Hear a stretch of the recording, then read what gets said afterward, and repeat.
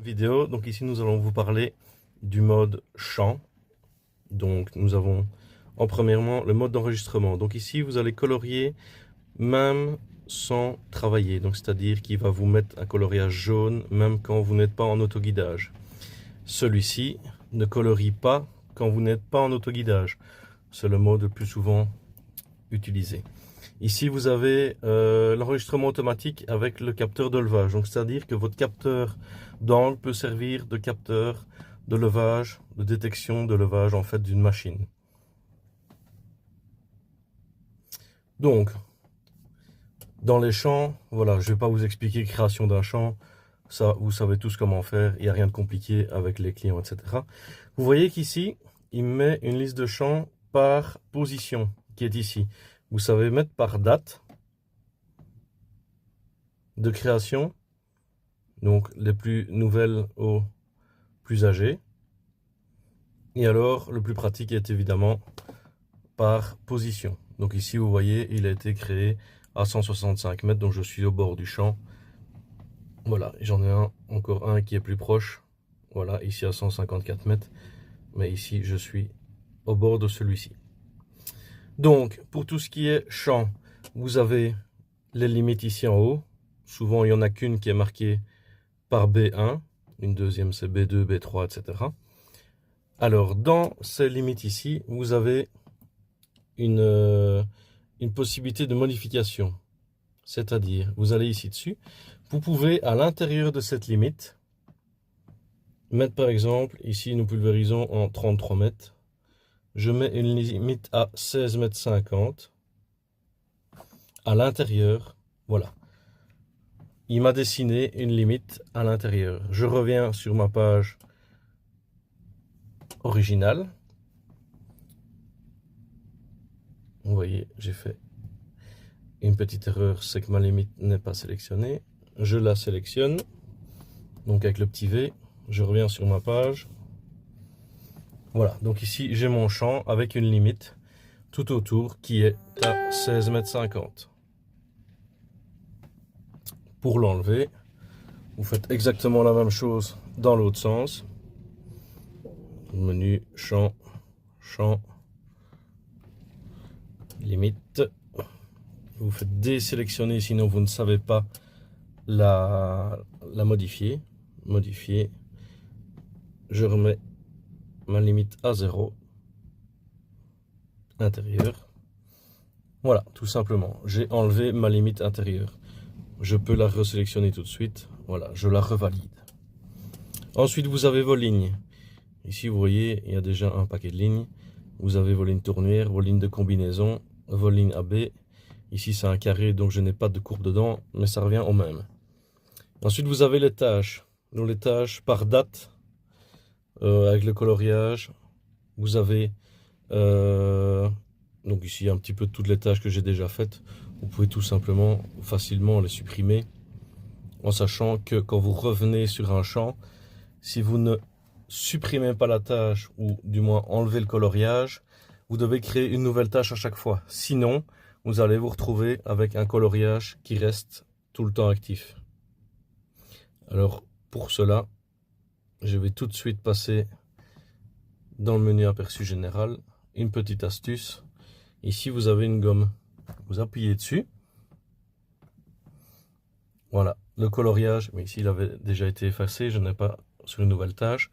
Mais donc, le coloriage a été effacé. Donc, vous pouvez revenir sur votre page. Tant que je suis dans le menu aperçu général, de ce menu, vous savez switcher de champ. Ils sont toujours par date. Vous pouvez le mettre par ferme, etc. en fonction des clients. Voilà, ça vous pouvez choisir vous-même. Il est ici, à l'occurrence, par distance de champ. Vous voyez. Hop. Vous pouvez également créer, bien sûr, un nouveau champ via ce menu. Le menu aperçu général est un petit peu un grand raccourci de tout le menu standard. Il ne faut pas cliquer directement dans le menu de votre page d'accueil. Vous savez tout changer, que ce soit vos limites, vos lignes d'orientation. Vous avez toutes les lignes ici, par date de création, par métrage également. Voilà. Vous avez également donc des nouvelles tâches, mais tout aussi vos machines. Vous pouvez changer de machine sur ce menu-là. Très pratique pour éviter d'aller dans le menu. Ici, je reste sur ma machine par défaut. Je vous expliquerai après pourquoi. Je retrouve donc création de ligne commutée. Création de ligne, c'est évidemment la base du champ. Ici, vu les conditions climatiques, je vais vous passer le détail de aller faire des traces pour rien dans le champ. Mais je vais vous expliquer. Donc la première chose, pour les créations de lignes, vous avez donc les droites ici, les courbes, les A+, donc ce sont des caps tout simplement. Vous appuyez ici, je veux aller tout droit, vous appuyez sur A, voilà, ici il ira tout simplement tout droit, rectiligne dans le champ. Pour ceux qui ne veulent pas créer d'AB, en allant vite pour un déchômage, ça peut être assez pratique. Vous avez également les courbes avec des pauses dedans, donc nous pouvons faire des droites dans des courbes. Très pratique également pour des situations avec ou des bornes ou des champs pour éviter de faire 500 mètres en courbe alors que nous avons que 20 mètres de courbe. Tout simplement, vous enregistrez ici. Quand vous faites pause sur le système, vous pouvez avancer. Il va faire exactement comme une AB. Quand vous repoussez sur play, entre les deux, il va vous dessiner une droite parfaite. Et pour finir, vous appuyez sur stop. Alors, ici, nous avons donc dessiné notre champ. Je reviens sur mon menu. Toujours revenir sur le menu droite AB pour faire des limites. Pour faire des limites, vous appuyez sur le bouton REC. Ici, moi, je le fais toujours à droite. Question d'habitude. Voilà, ici, il va enregistrer dès que je vais avancer. Petite astuce, si vous avez des droites, vous avancez un tout petit peu, vous faites directement pause, comme ceci. Vous pouvez avancer 100, 200, 300, 400, 500 mètres, 1 km, 2 km, ça n'a pas d'importance, sans vous soucier. Quand vous arrivez dans votre autre coin, vous appuyez tout simplement sur play. Il va vous dessiner une ligne droite rouge en continu. Quand il n'est pas en activité, il dessine en pointillé. Également, pour faire vous un demi-tour, vous appuyez sur pause, vous vous recalez dans votre coin. Une petite astuce, c'est décaler votre machine. Vous voyez ici, elle est assez proche, mais le plus intéressant, c'est de la mettre à 3-4 mètres. Pourquoi? Comme ça, vous ne devez pas vous casser la tête à vous mettre dans votre coin, à reculer tout à fait dans un coin. Ça, c'est très pratique, c'est de reculer votre machine, de la mettre 3-4 mètres derrière. C'est pour ça que je laisse toujours une machine par défaut. Comme ça, c'est toujours en 3 mètres. Ici, le tracteur fait 2,75, donc je garde une petite sécurité pour éviter d'aller trop au bord du champ. Voilà. Quand c'est fini, vous appuyez sur stop. Ici, je ne sais pas la commencer vu la météo. Mais voilà, vous avez compris. Très important de bien fermer et faire de beaux angles pour le champ. Pourquoi? Parce que sinon, votre mode contour va être difficilement applicable. Donc voilà, votre champ est fermé ici, comme ceci. J'ai donc possibilité de faire des droites, toujours des courbes, etc. Mais moi, ce que je veux, c'est utiliser le mode contour. Je sélectionne la limite, qui est ici la B1. Voilà, ici j'ai un champ.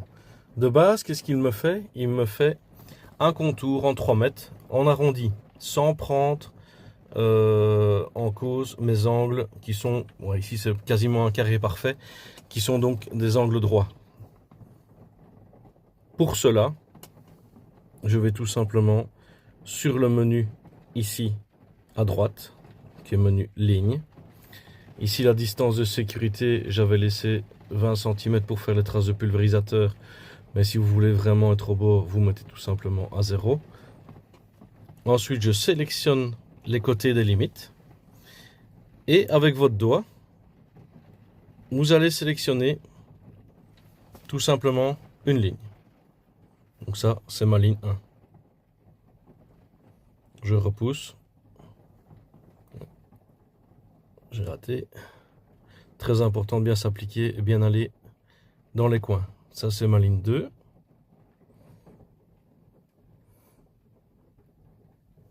Ma ligne 3. Et donc, ma ligne 4. C'est très simple à effectuer. Il faut des fois s'appliquer. Voilà, ici, il me met que je peux dépasser la limite en fonction des angles. Donc, si vous voulez mettre une petite sécurité, vous mettez 0,20. Voilà. Donc, il me dessine mes lignes par rapport. Ici, je n'ai mis qu'une seule tournière. Voilà. J'ai mes angles avec mes droites et ma limite intérieure, donc il se met à une limite de 3 mètres vu que ma machine fait 3 mètres. Voilà, ici je reviens sur ma ligne 11.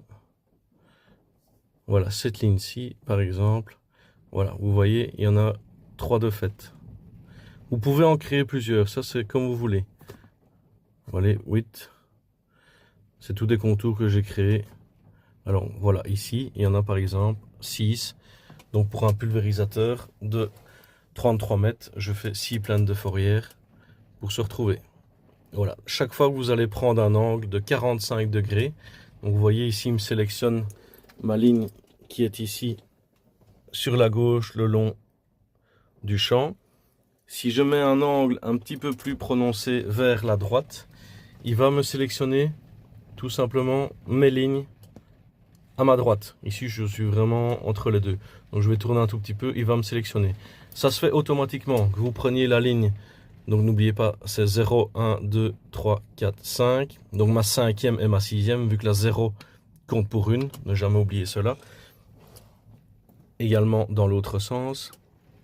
Voilà, pour la création de tournières via les lignes. Que ça soit en courbe, en droite, cela ne change absolument rien. Vous avez votre menu qui est comme ceci. Et vous pouvez aller sur commuter et vous avez vos lignes d'orientation qui se retrouvent ici. Vous savez les mettre également par date de création. Voilà, ici vous voyez les dernières ou les premières.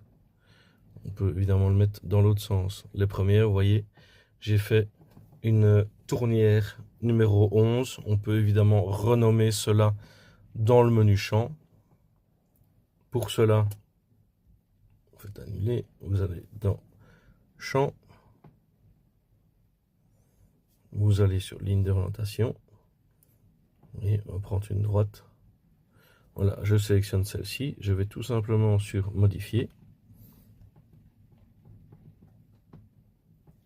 Voilà, et je mets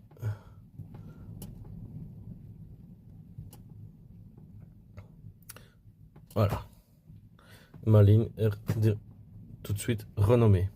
Je peux également tout simplement supprimer cette ligne. Voilà.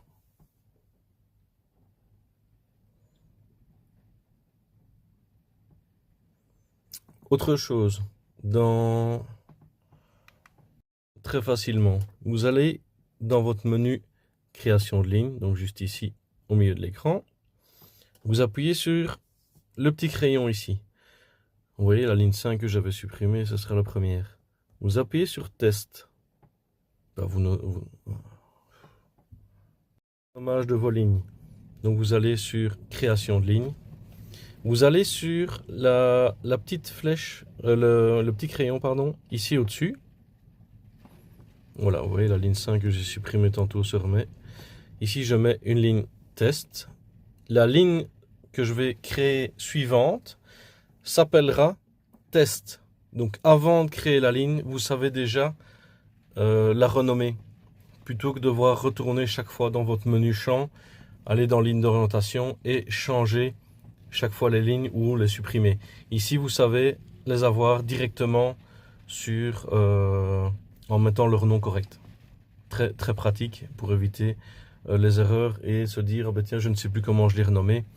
Que ce soit 1, 2, 3 ou ABCDE ou Bord Alphonse, Pierre ou Paul Jacques. Voilà. Si vous avez des lignes qui viennent d'un autre système. Vous pouvez les importer ici en notant les latitudes, longitudes de vos lignes qui viennent d'un autre système.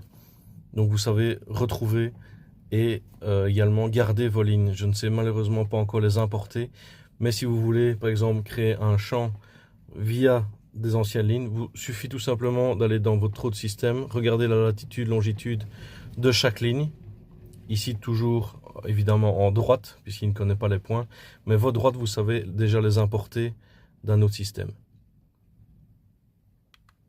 Cette petite vidéo, j'espère que vous avez appris des choses, et si vous avez des questions, n'hésitez pas à m'appeler, ou Jean-François, ou même Gerrit pour les néerlandophones. Merci, à bientôt.